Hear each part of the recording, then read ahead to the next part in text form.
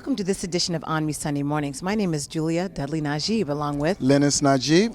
And today we are in Fresno, California, at downtown, and we're at the City Hall. Yes, City Hall. In front of the council chamber, where the Honorable Olive Baines has just had a meeting about My Brother's Keeper, which is one of the things we're going to be discussing this evening, and also talking to him about the program and things that are happening in District 3. Yes. And also, we want to let you know that you can always watch ONME Sunday Mornings on KC24 at 5:30 a.m. and also on CBS 47 at 6:30 a.m. You can also watch all those past shows online at onmetv.amptv now. And guess what? You can also listen to a radio broadcast 8:30 p.m. on 1680 a.m. and you can listen to that live at 1680am.amptv now. We also want to let people know nationwide we start, AMPTV Now News starts nationwide starting March 30th. Yeah, March 30th we'll be on Biz TV at 1 o'clock. Is that correct? 1 p.m. Pacific Standard Time, which is 4 o'clock Eastern Standard Time. And you will be able to also watch this streaming online in case you're at work at 1 o'clock, because maybe a lot of people are at work on their lunch break. My question is, what kind of program is going to be on 1 o'clock? We'll, of course, have news. We also will have business experts, entrepreneurs, authors, artists, people relative to business, technology, also a lot of do your own, we call it. Yes. This is the do your own market, and people are trying to find a way, not necessarily to cut out the professional, but to cut out the fat. Trim that fat so they have extra for, whether it be for their kids at home, whether it be for Christmas. These are the things that people are looking for, ways to save money. So we look forward to you being able to watch us nationwide on Biz TV. Again, that's starting March 30th. Also, make sure you tune in to Valley Black Talk Radio. That's every Sunday live from 9 p.m. to 12 a.m. And you can listen live online at 1680am.amptv now. And you can also, if you're in and around town here in the San Joaquin Valley, you can listen at 1680 a.m. So tonight's topics that we're going to be discussing shortly after the break, we're going to be doing a review of My Brother's Keeper and be able to talk to some of the participants in the program, also watch a review of that. And what was your assessment thus far? Well, I know he was emphasizing on the sixth milestone, which was reducing violence and providing a second chance. And he said that's going to be very, very tough. That's one of them. Out of the six, they're taking the top 3 that they can work with so that people aren't overwhelmed. I think that's a good strategy. This one right here, this one particular one is going to take a long time. He emphasized over and over again that it's going to take a while and it's going to be the most challenging one. That particular milestone. And we'll be talking about that after the break as well. We'll also be talking with the Honorable Olive Baines, who is a representative for District 3, about some of the other upcoming events and things that are happening within his district and also with the City Council, because he is the president of the City Council here. Yes. And we'll also be looking at an excerpt, as always, from Valley Black Talk Radio. And before we do that, we'll be talking about Prop 209. There, I got it right. It seemed like it's a lot going on here. There's a lot going on. And we haven't even left Fresno yet. We still got to get to Madera and the other cities that we're looking forward to. We also will be, we'll be talking about Kool Moe Dee next week. So people have to tune into the next program. Kool Moe Dee. Kool Moe Dee. That's a long time. Long time, old school rapper, but he is, the new school need to know about him. Well, he's a legend. Yes. So that's why they're bringing him to Fresno State. Right. And so we'll be, again, with Dr. T. Hassan Johnson talking with Kool Moe Dee. We'll be able to get that. And, I like the discussion that we had on Valley Black Talk Radio. It was further discussion about Reverend Jeremiah Wright, and we'll be able to watch those excerpts later on in our program. So we're going to go to a short break. And after the break, again, we'll be talking about My Brother's Keeper, giving you more information about how that is relative to Fresno. People want to know, how does this relate to my city? And the youth. Right. And the youth, it's more than the youth. How does the community get involved? How do organizations that already exist, how do they get involved as well? You're watching ONME Sunday Mornings. My name is Julia Dudley Najib, along with Lennis Najib. We'll be right back after the short break.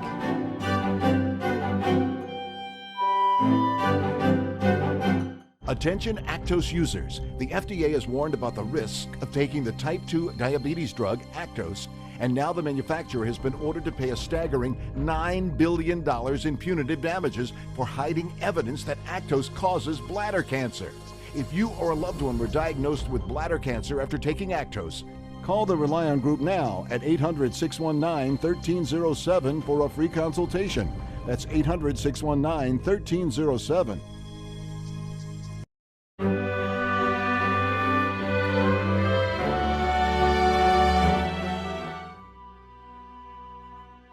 And welcome back to ONME Sunday Mornings. My name is Julia Dudley Najib, along with Lennox Najib. And we want to talk about My Brother's Keeper.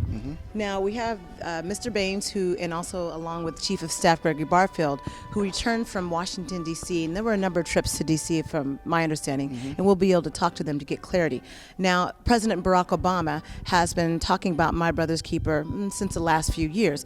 Now it's about implementation in each of the different cities. So what they gave them was a packet of information. It looks like this is if you can hold your guide up, Linus. Yes. And it's implementation guide. It also is relative to the milestones, the 6 milestones, which are entering school ready to learn, reading at grade level by 3rd grade, graduating from high school ready for college and career, completing post-secondary education or training, successfully entering the workforce, reducing violence, and providing a second chance.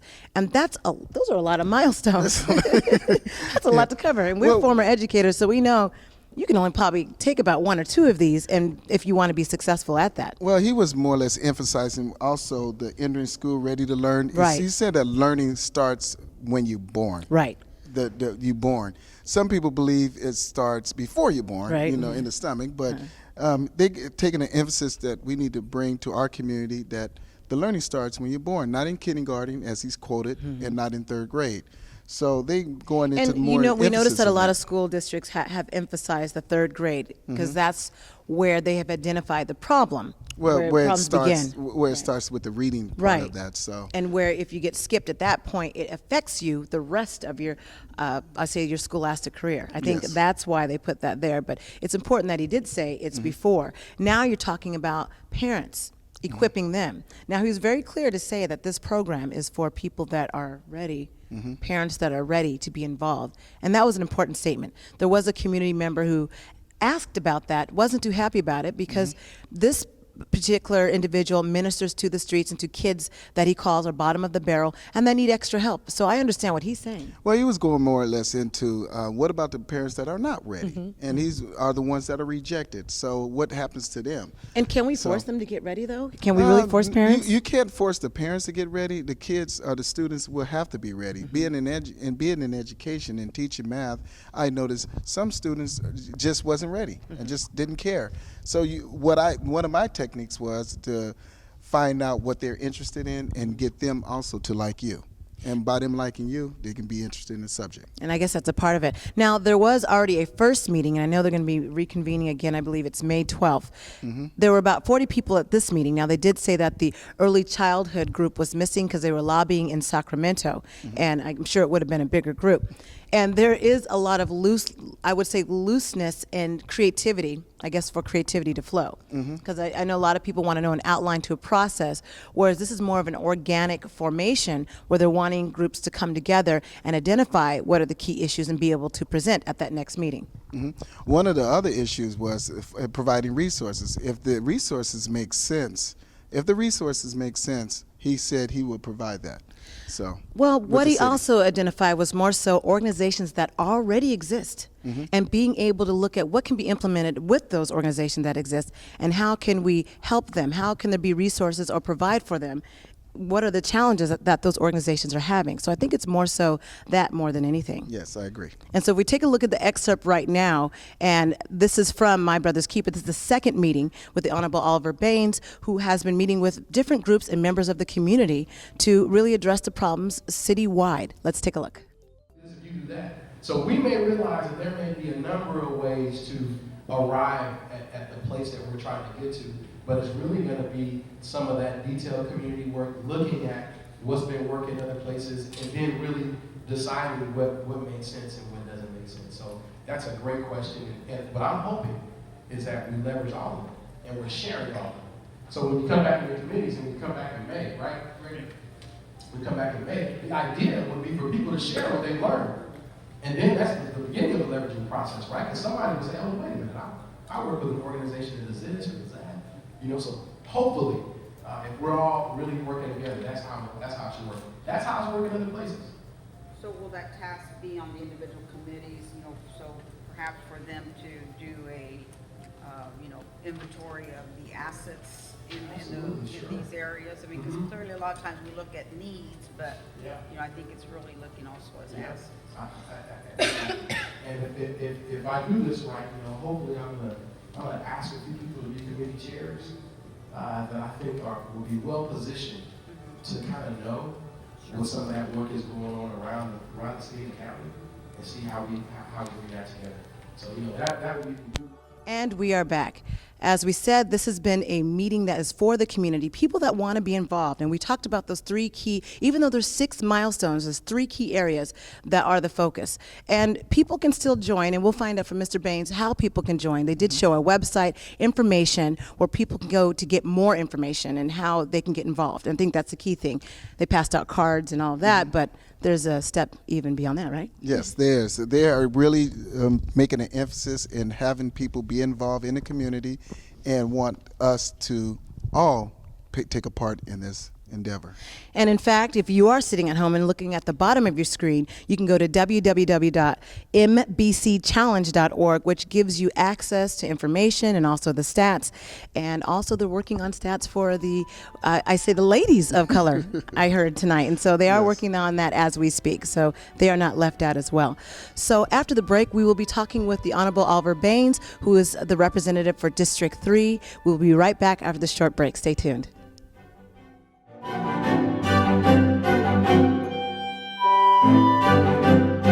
Attention Actos users. The FDA has warned about the risk of taking the type 2 diabetes drug Actos, and now the manufacturer has been ordered to pay a staggering $9 billion in punitive damages for hiding evidence that Actos causes bladder cancer. If you or a loved one were diagnosed with bladder cancer after taking Actos, call the Rely On Group now at 800-619-1307 for a free consultation. That's 800-619-1307.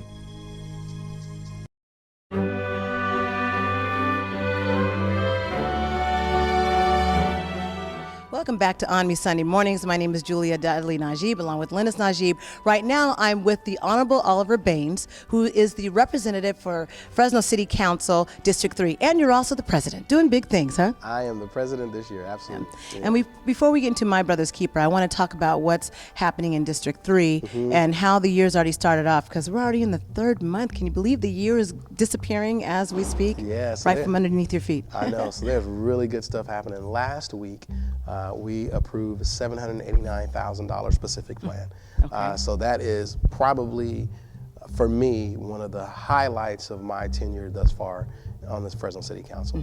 I've shared with you offline privately how important a specific plan is for economic growth and development. It took me 3 years to fight for that and really pull together the funding and convince my colleagues that we needed to do it, but we got a unanimous vote. Oh, good. For Southwest Fresno for this specific plan. So now starts the hard work, and I'm very, very excited about it. And I want to make sure I give you the opportunity to do so, because Chief of Staff Gregory Barfield, your Chief of Staff, called into Valley Black Talk Radio and was able to explain the importance of the water hike and how that would help the city of Fresno. So we want to make sure we hear from you. Legislators have been failing to raise the rates really appropriately on our water rates for a long time. But what the result of that was really a failing infrastructure and an overdrafting of our aquifer. So in this time of drought, we couldn't capture and treat the surface water that we have that's available to us. So what happens is this: you and I, we actually pay for water we don't use. So farmers use it, right? And we pay for it. Oh, wow. Right. Okay. But now you need to have the infrastructure in order to have it and treat it and deliver it. So we were missing that. So what's been happening is we've been drilling more wells and digging deeper, really draining the aquifer into the groundwater, the groundwater reserve, and we're depleting it. And as we do that, it costs us more money, and we're really losing water. We're paying for water that we don't use. So in order to actually capture that water and treat it, we needed to raise the rates. And it's an awful thing to raise rates. It's not like you're trying to make us pay more, because God knows I'm not trying to pay more. But, No. but this was a necessity. It really was.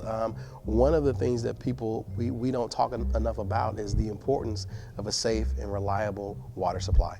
We take it for granted that when we turn on the faucet, water comes out. And you said safe. What does that mean? Because that's important. That is important. So being able to treat it. So we have to make sure. So certain wells will be coming offline. 27 wells will be coming offline in the city of Fresno because of certain contaminants. So we need to make sure that the surface water is actually not as pure as groundwater. So in order to, when you get the water from the snowfall, you have to treat that and make it clean. Even the snowfall, even it comes from the mountains, though. It's supposed to be spring water, crystal clear. It's pretty darn dirty. Okay. So we need to have the ability to treat that and deliver it to you so you can drink it, right? So we've been lacking that ability in the right capacity. So with wells coming offline, with more contaminants being inside the wells, it was really high time that we took it serious to make sure that the water supply is safe. And that we don't have anything to worry about. And as you know, in neighboring cities like Madera and Porterville, Madera's boiling water. Yes, yeah. Porterville and has we don't water want to get to rationing. that point. That's right, but this is happening right around us. So I think a lot of people miss that, right? And we kind of get bogged down in our silos, but we needed to make these decisions to make sure that our residents were safe. I'm glad you clarified that. I want to talk about Thank you for My asking me Brother's about Keeper that. too. Yeah, because this is the next thing on your agenda, and I want to make sure I get that website correct. I said it wrong, but on your screen it was right. It's MBK, right? My Brother, mbkchallenge.org, where you can find more information about My Brother's Keeper. So let's talk about that program. A lot of people aren't used to that organic approach, just letting things come together, allowing people to be able to be creative in that process. Right. Is the White House came up with that strategy, or did you? No, the White House did. I don't want to take any credit for that. But the very first thing I want to do before we even get into that, I want to thank you for being the only media outlet that's here, taking this serious. Yes, we are. Really. Extensively. Right, and I appreciate that. Thank you. Interviewing the participants, taking time to understand the issue. No one else in the media is doing it. So thank you, AMP-TV. And we'll be back. for coming here and taking our community issues seriously. Absolutely. We appreciate that. So I wanted to say that first. Well, thank you. And your listeners should know that no other media outlet was here. Thank you. So no, this really is the White House's idea and the president's idea to allow these things to happen organically. Here's what the White House realized over a year of study. So the 6 milestones, and I know you've covered them already, what they realized is the answers exist to that question. So we know right now how to effectively impact all of those milestones. What we don't do is we don't share that information. We don't leverage that information. We keep it all to ourselves. We keep it in silos. We don't integrate it into the systems that they need to be integrated in. We don't message it to the community like we should. So what's happening is in some rare, in small parts of pockets in the United States, really great work is happening around one or a couple of the milestones, but no one's able to put it all together. So what the White House said is, listen, we're gonna share with you all the data we know, right, that we've compiled over the last 40 years, and we're gonna make it available to you, every community that wants to be a part of this. And it doesn't cost you anything to be a part of it. And we're gonna show you, based on the best practices around the country, what works. And it's up to you, various communities, to figure out the way that you need to incorporate into your communities yourself. So that's what the White House did. So it isn't always money. Sometimes we have to say, why are you doing this program, XYZ organization, when you know that doesn't produce the outcome with our babies that we needed to produce, right? We're gonna need to challenge some of these systems. And the White House is providing us with the data to do that. And the backing. And the backing, that's right. It's because all of the research is based off of evidence. So this is from taking it from the theoretical world to, hey, this is what works. And we know it works, so you don't have to guess. We're gonna tell you what works, and now we want you to figure out ways to implement these strategies that work in your various communities. Obviously, we are staffing all 3 committees out of my office, but we really wanted to get our community folks to work. You see how my sleeves rolled up right now? Yeah, I see, they're ready. Yeah, so it was ready to work right now. It was a symbolic message, in that as well, because it really is time for community members and community organizations to start rolling up their sleeves, start working together, start bringing solutions to the table, start integrating some of what we know works into these systems. We need to start systematizing the programs that work, and we need to start deleting the ones that don't. Julia, you and I are, we're roughly the same age, and the funny thing is, there are programs that they're still doing in school that didn't work when we were in school, that they're still doing right now. They're still doing it. How does that work? I don't understand. That's right. right? Right. And so we need to, it's time to say, that doesn't work, but this does. So let's do this instead. And I like that because we're helping out the school district. I see that Clovis Unified is involved, Fresno Unified is involved. Right. Absolutely, Right. yeah. You know, the president of Fresno Unified School District was here tonight. Last meeting, of course, he was there along with an associate superintendent. So, you know, Fresno Unified has signed on. They've gone the extra step of actually signing on as accepting the challenge. So we have the pieces in place right here to do this right. And make it happen. And make it happen. Well, we would like to thank you, Honorable Olive Baines, District 3, for stepping up because this is a big role to take. But we hope that the community will continue to back you and stand behind you. AMPTV and Valley Black Talk Radio sure does. So we want to make sure that you are successful by being a part of the program and also inviting people to get more information. If you look at the website at the bottom of your screen and make sure you get involved. Call the office. They can call the office, right? Someone will pick up if they want more information? Absolutely. Okay. Absolutely. So we have that number 2 as well on the bottom of your screen. And after the break, there'll be more on Me Sunday Mornings. We'll be right back. Attention Actos users. The FDA has warned about the risk of taking the type 2 diabetes drug Actos, and now the manufacturer has been ordered to pay a staggering $9 billion in punitive damages for hiding evidence that Actos causes bladder cancer. If you or a loved one were diagnosed with bladder cancer after taking Actos, call the Rely On Group now at 800-619-1307 for a free consultation. That's 800-619-1307.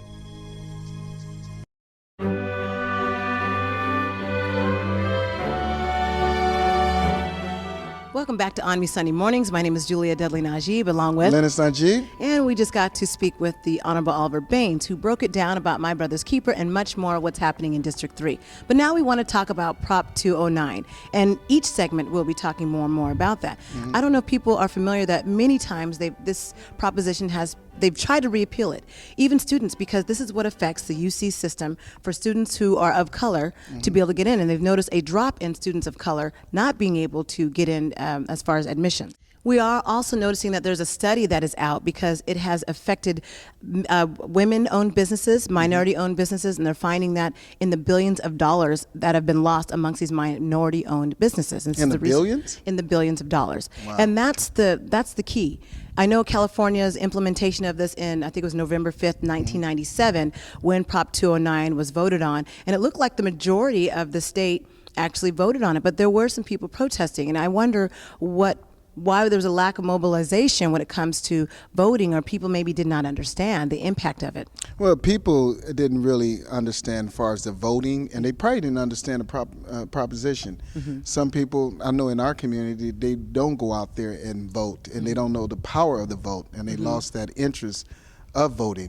So now we got to mobilize and get that back to serve our community. And they're in the looking best at that. interest How do of we our reappeal community. it and get it back on the ballot? And I know that John Perez tried, I believe it was March in 2014, and they've tried and tried. Now there's an actual study that is looking at the numbers, and we will be exploring those numbers in more detail. We keep giving everyone little bits and pieces so that you'll keep watching to get more information as we continue to talk about Prop 209. Right now we want to watch an excerpt of Valley Black Talk Radio and looking at the latest with Jewel Riversmith, Christensen Fleming, Mel Sanders, and myself. Let's take a look.